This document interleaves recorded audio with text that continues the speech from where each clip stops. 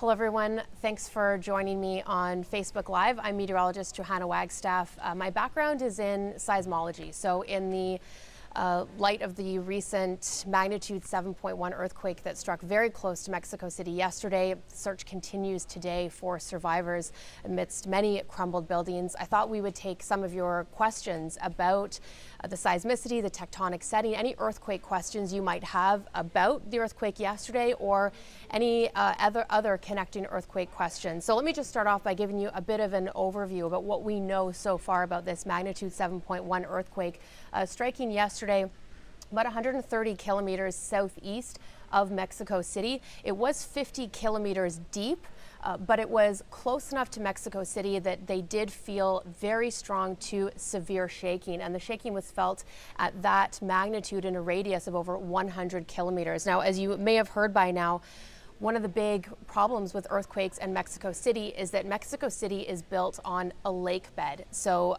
it's built on very soft clay, and when seismic waves travel through that clay, it ends up starting a process called liquefaction. So the clay ends up sort of acting like jello, and that can amplify shaking in the city by upwards of 100 times if it was built on a different kind of geologic setting. So unfortunately, liquefaction did occur in Mexico City, and that's why we saw so many buildings come down. Interestingly, there are no reported aftershocks yet. I do find that a bit surprising. However, we can see aftershocks show up days, weeks, even months after a main event, so we're not in the clear yet. You probably know that this is a setting that does see a lot of earthquakes. You may have heard that the earthquake yesterday happened 32 years to the day after the 1985 earthquake in Mexico City. And just 2 weeks, almost 2 weeks after another earthquake a little bit farther south. So Mexico is a very seismically active part of the world. It's where 3 different tectonic plates sort of fit together like a jigsaw piece, and all of that interaction between the tectonic plates is what leads to so many earthquakes. In particular, this Cocos plate is actually diving underneath the North American plate where Mexico City sits on. And I just want to show you another graphic over here, because we're getting more information, 24 hours after the earthquake about the processes that led to this earthquake. So as that ocean plate is diving under the North American plate, it gets locked and stuck in some sections. And when sections of that plate releases, that's when we get earthquakes. So this earthquake yesterday didn't occur exactly on that locked section. It occurred a little bit underneath the North American plate. So this is from Mexico's Geological Institute. This blue line is that plate diving underneath Mexico City. This pink star is the epicenter, and notice that it occurred a little bit inland, so not where we normally see larger earthquakes. If it had happened right in that locked section, we could be talking about a magnitude 8 or magnitude 9, but unfortunately, because it occurred farther inland, it was actually closer to Mexico City. Okay, we're getting some great questions already. Mazid Suman asks, any warning for tsunami?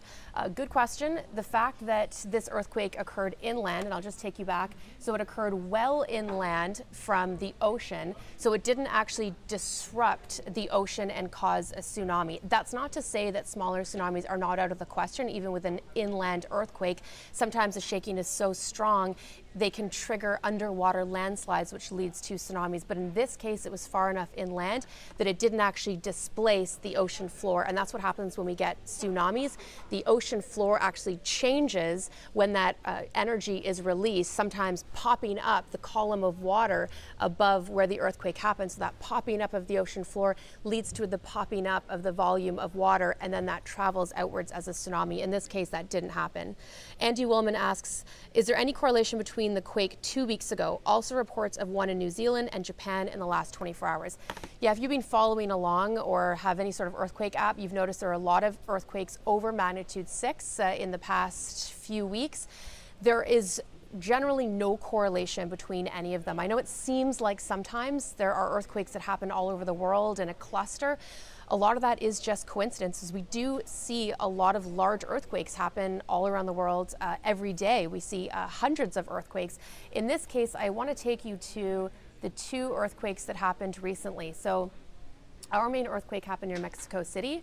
On September 9th, there was an 8.1 farther down that lock section. And I mentioned earlier, this whole red line, much of it has become stuck as the ocean plate tries to move under the North American plate, and sections of it break at different times. So back on September 9th, that section released its energy. That's what created the 8.9 earthquake. There is a section of the fault near Mexico City towards the coast that is locked, waiting to give way to a magnitude 8 or 9. That did not release its energy, but there may have been some stress transference between the 8.9, possibly moving some of the stress farther down the line. It wasn't an aftershock of 8.9, but it might have been connected. As for New Zealand and Japan, those were likely not connected at all. Even though they all occur along the Pacific Rim of Fire, the area of the Pacific plate that interacts with so many continents, they were too far away to likely be connected. But I find that often we're attuned to earthquakes after a big one happens. Dennis Callback asks, are there other causes beside tectonic plates? Movement which causes earthquakes. Leading edge usually gets quakes. What about trailing edge of these plates?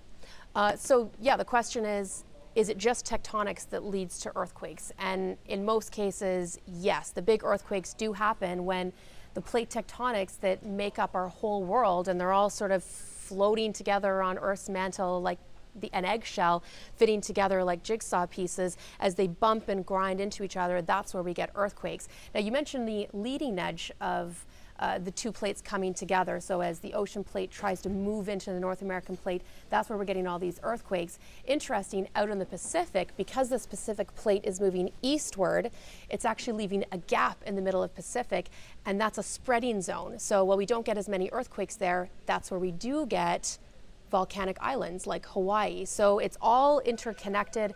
Generally, though, our bigger earthquakes do happen on the leading edge of fronts. Sean Bonbon asks, is this an aftershock to the quake last week? It's not an aftershock, and we know that. I want to take you to another graphic over here. I know there's a lot going on, but I'll explain it in a minute. This is from Mexico's Seismic Institute, their national Seismic Institute, and this shows you that locked zone I was talking about. So here's the west coast of Mexico.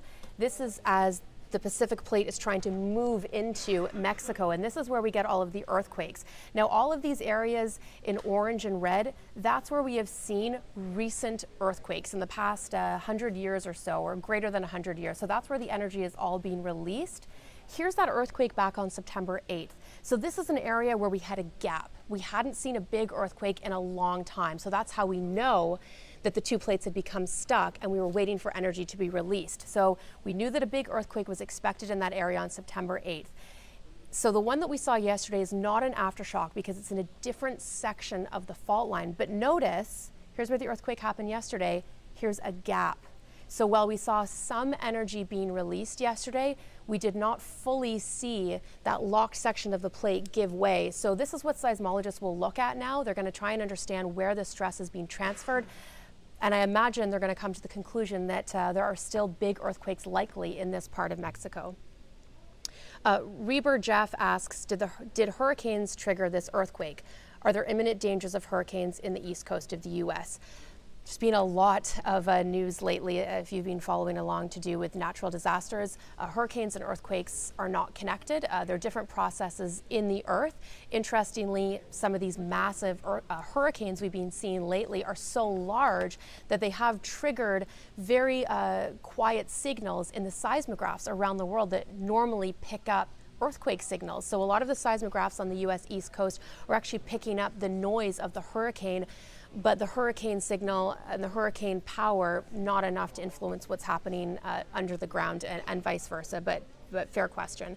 So if you're just joining us on the Facebook Live, I'm Johanna Wagstaffe with a background in seismology. I'm happy to take any of your questions to do with earthquakes, either connected to Mexico City or anywhere else around the world. Ann Allen Elliott asks, what causes the plates to move?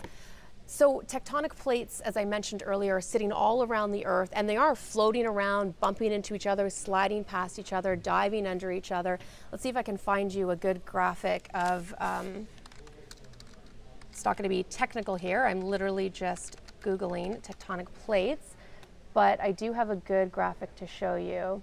Okay, so here's basically an image to show you where all of our tectonic plates sit around the world, and they're all interacting with one another, and that's where we not only get earthquakes but volcanoes as these plates interact.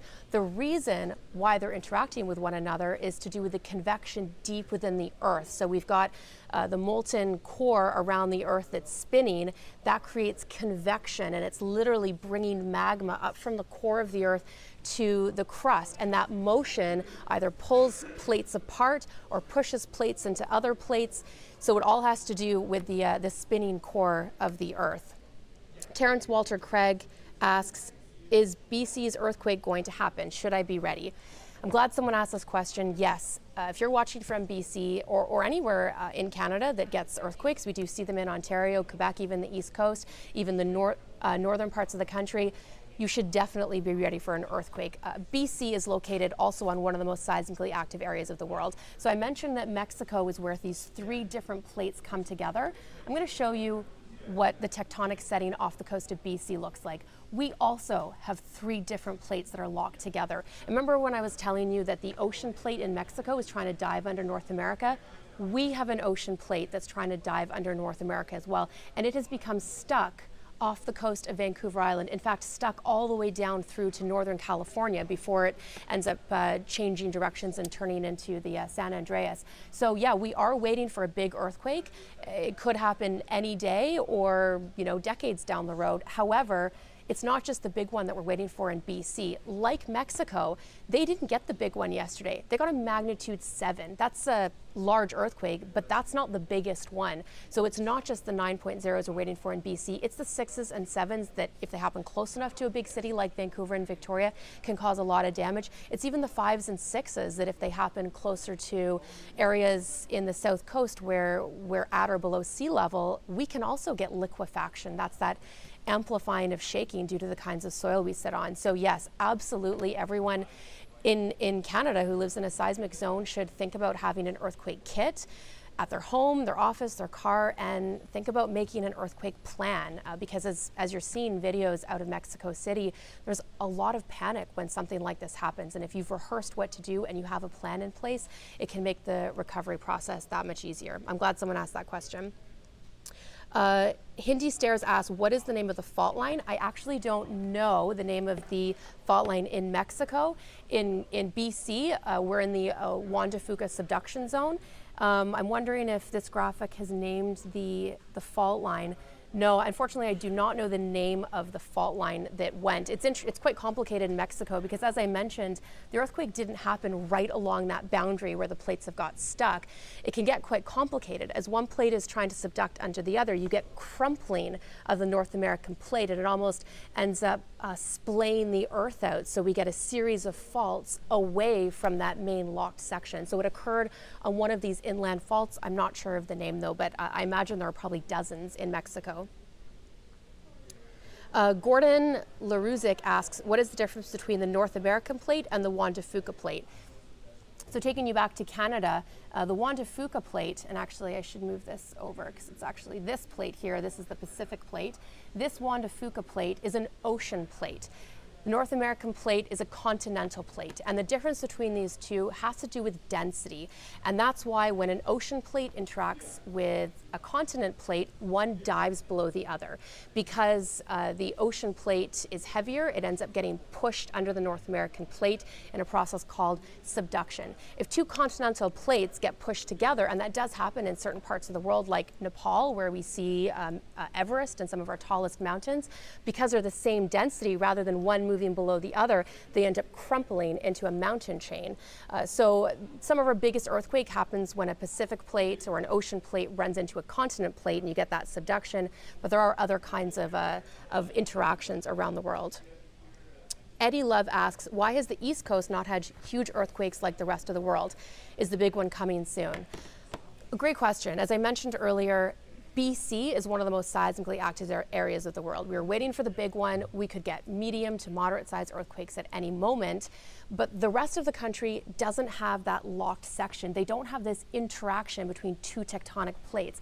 In fact, and I'm really making our camera work here, I'm going to take you back to that picture of the tectonic settings. I don't know if you can see this, but here's that locked section off the west coast of BC, where we get all the earthquakes, and notice how there isn't another boundary anywhere across North America. So we don't get these major earthquakes. However, there are other processes, and I think somebody else asked this earlier, other than tectonic plates that can lead to earthquakes. For example, glacial rebound. After the ice age, the weight of the ice on North America pushed the earth down, and now, thousands of years later, that's slowly rebounding, and that can lead to earthquakes. We also have ancient faults in North America. So even though there might not be a modern boundary, because of all the boundaries are moving around, several hundreds of thousands of years ago, the boundaries weren't in the same place. So there might be ancient faults deep within the earth in the east, and there is absolutely earthquake risk, especially in eastern Ontario, southern Quebec, all the way out to parts of the Maritimes. There is definitely risk of a damaging magnitude 6 earthquake, and in the east, because much of eastern Canada sits on the Canadian Shield, that actually helps carry seismic waves a little farther. So an earthquake that you would feel in Vancouver, you might not feel 50 kilometers inland. If an earthquake were to occur on the Canadian Shield, you might feel it 200 kilometers inland. So yes, there is a risk on the east side as well. Veronica Rogue asks, does climate change affect tectonic plates? I'm also glad someone asked this question. We'll be talking a lot about climate change, especially with the hurricane season we've had, with the wildfires in BC's. There are definite and proven connections between extreme weather events and climate change. Climate change is making these events more extreme and more severe. However, there is no connection between climate change and earthquakes. The buildup happening under our planet is not connected to the atmosphere. We've always had earthquakes. What is changing, though, is the density, the fact that we're seeing greater populations being built in areas where we are at risk of seeing large earthquakes, and a lot of places that are at risk of damaging earthquakes don't have the correct building codes or the correct preparations needed to make it through a large earthquake. So climate change is not connected. However, as our population grows, we're going to have to take a serious look at implementing stricter building codes and retrofitting countries around the world that don't have building codes in place. If you're just joining me now, I'm meteorologist Johanna Wagstaffe with a background in seismology. Happy to take any of your earthquake questions, especially connected to Mexico City yesterday. Minerva Civido asks, the earthquake happened on the same day as the major earthquake of 1985. Are there any theories to explain this coincidence? I cannot get over how eerie that coincidence is, and it is exactly that. It is just a coincidence that 32 years to the day, a 7.1 magnitude earthquake struck Mexico. The 1985 earthquake, I think it was an 8.1, killed several hundred people, and that was the earthquake that made Mexico implement building codes. They implemented an early earthquake warning system, which some people actually got. They got an alert on their phone a few seconds before the shaking began. So the earthquake even prompted the country to, on that very day, practice drills. So hours before the earthquake happened yesterday, people had just heard an earthquake siren and had practiced drop, cover, and roll under their desk, getting into a safe place, practice their earthquake plan, and then hours later it actually happened. It is a very eerie coincidence. As I mentioned, there are a lot of sections on the Mexico Pacific fault line that are locked, and there are many more that could go. We could have another one go tomorrow.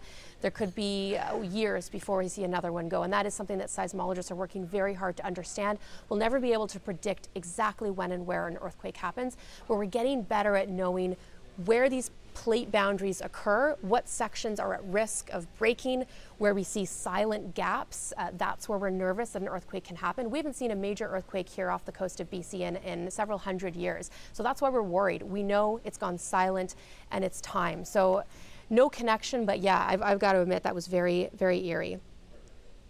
Brenda Hayter asks, do all these recent earthquakes increase the likelihood that we might have one in BC? So the fault lines are far enough away that they're not connected. Even though we're both, Vancouver and Mexico City both sit on the North America plate, the plates that are interacting with our continent are different, and they're far enough away. There's no way that the stress from the Mexico quake could transfer thousands of kilometers down the line. But I think every time there is an earthquake like this around the world, it's a good chance for people in Canada, especially in BC, to remind ourselves that we can get an earthquake like that, and to come up with an earthquake plan and to get an earthquake kit together. Lenka Minita asks, are scientists close to predicting these earthquakes as they can predict hurricanes?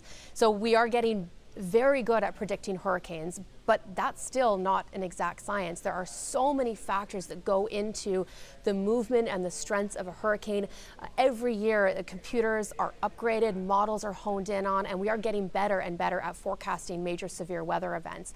However, as I mentioned, I don't think we're ever going to be able to predict exactly when and where an earthquake will occur. I'll just take you back to this diagram from Mexico's Geological Institute, showing you the setting in place in Mexico. So here's the boundary between the Pacific plate that's trying to dive under the North American plate. This is where we see all the major earthquakes. All of these yellows and reds, those are areas that have recently, in the past 100 years or so, released energy in the form of earthquakes. And where we get these gaps, that's where we're worried about earthquakes. So we can tell you with pretty good confidence that there's a gap right here. This is just along the coast from where the earthquake happened yesterday. That did not release the stress of these two plates locked together. So at some point, it could be tomorrow, it could be years down the road, there is going to be a major earthquake within this gap. And then as we move forward in time, some of these old earthquakes that have happened will become silent again. So when a big earthquake happens, we'll see aftershocks for days, weeks, months, even years that help define how much of the earth actually broke free and released its energy. Once those aftershocks stop and things start to get quiet again, we know that those plates have got stuck. Because if you think about an entire plate trying to move under another one, things get stuck easily. The rocks build. It's not a smooth sliding. And so an earthquake happens, you see a lot of aftershocks, then they get locked in place again. So we are getting better at knowing what parts of the world are at risk of seeing earthquakes, and that's where we should be trying to prepare people. Last question. Tom Stewart asks, is fracking proven to cause earthquakes?